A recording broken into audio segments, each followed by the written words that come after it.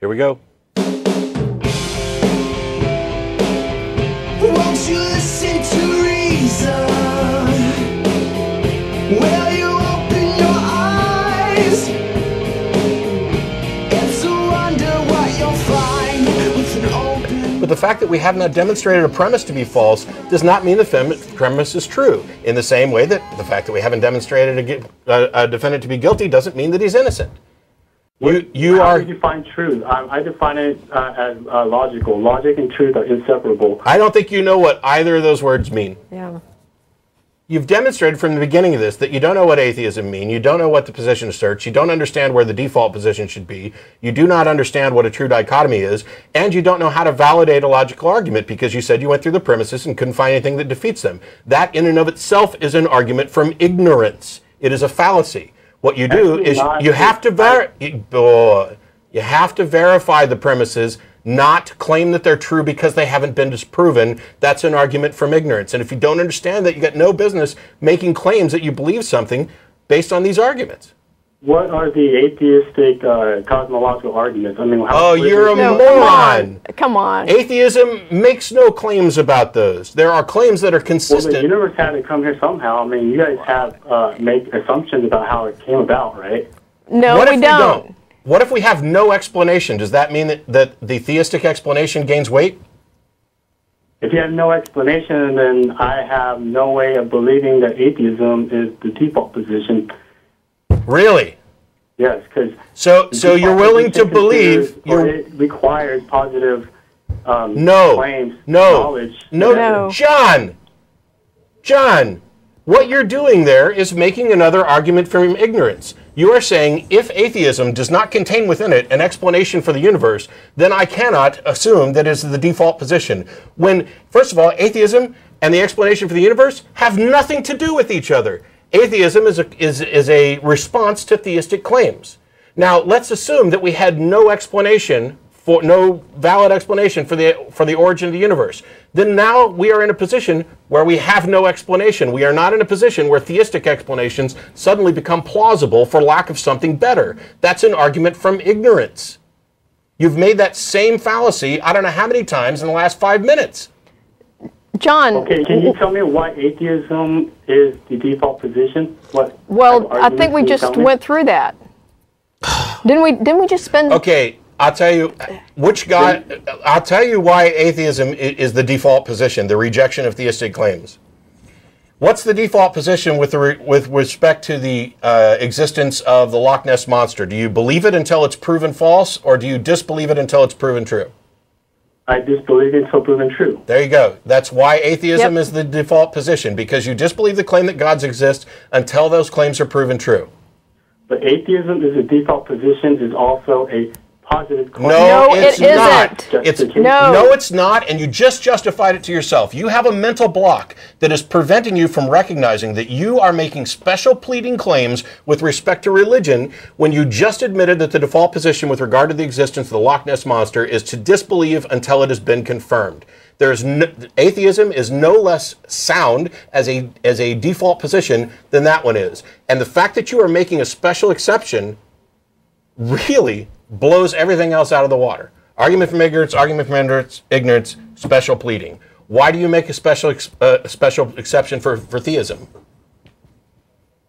How am I arguing from ignorance when you already have the default, when you're already claiming the default? That's more ignorant than me trying to play the impartial juror and trying to see which way the evidence weigh into either theism or atheism. But, wait. You already claimed something that has no justification. Let me ask you something. Which of these two alternatives is the more honest answer to a question? Saying, I don't know, or making something up? I don't know is more honest. Thank you. Thank you. So, I don't know is not a position. It's an answer to a question if you don't know the answer. Right, but it's not a position. Atheism is a position. No. It is a response to theistic claims. This is like the 4th time today. Yeah. Theism asserts that a God exists. That is a positive claim. Atheism is the rejection of that positive claim. It is And not. rejection is a positive. No, it it's isn't. not, you idiot. It is not. Just as your default position with regard to the Loch Ness Monster is not an assertion that there's no such thing. I mean, I don't know how else to explain it. We've done not guilty, innocent. We've done Loch Ness Monster exists versus it doesn't exist. And yet, every single time when you acknowledge that this is the case, when you turn around and get back to theism, you claim that it's not the case. You throw it out because you keep misunderstanding what atheism is. And that was the very first thing that we corrected, both of us, 2 different ways. Yep. It is the rejection of theistic claims as unsupported by evidence. That's it. Okay, can I ask you why you're equating the Loch Ness Monster with God? Isn't that an equivocation? Because neither one of them have been demonstrated to exist. Can you demonstrate that God doesn't exist? I don't have to. Do I have to demonstrate that the Loch Ness Monster doesn't exist? Do I have to demonstrate that? Answer the question. Answer the question, John. Do you have to demonstrate that to be justified in not believing it? Yes, I believe. You have to. You're saying by looking for evidence of this Loch Ness Monster, same thing as if we're looking for God. I mean, Okay, so we looked for evidence of Loch Ness. We didn't find it. Screw the evidence. John, I have a dead body in the trunk of my car right now. Do you believe me? Until the evidence shows otherwise, then I will, yes. You're an idiot. You're an idiot. You are an idiot. You put yourself in the position where you have to accept every claim, every God claim that you cannot disprove. And that means that you're going to hold contradictory positions. Yeah. Do you accept the God that the Muslims believe in? I believe we believe in the same God, but they just interpret wrong. Well, and on what basis do you reject their beliefs? Because their belief is contradictory, and to what? Muhammad is to what? A good prophet, I believe. To what? I mean, what basis do you have to declare anything contradictory? You do know the Bible's contradictory, right? At face value, yes, but you have to take other stuff into context. Well, and that. By what reason do you disregard the Muslim claims about God and say that yours are correct?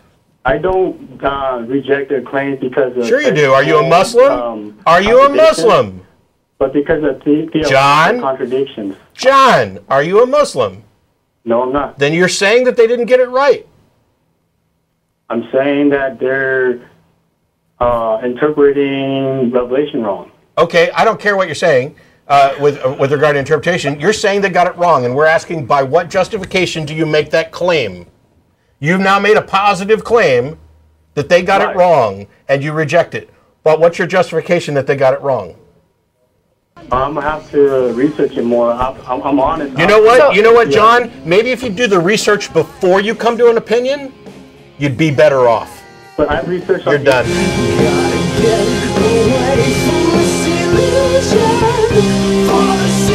The content of this video is produced by the Atheist Community of Austin, a nonprofit educational organization promoting positive atheism and the separation of church and state. If you enjoyed this content and are willing and able to provide a donation, please visit the website below.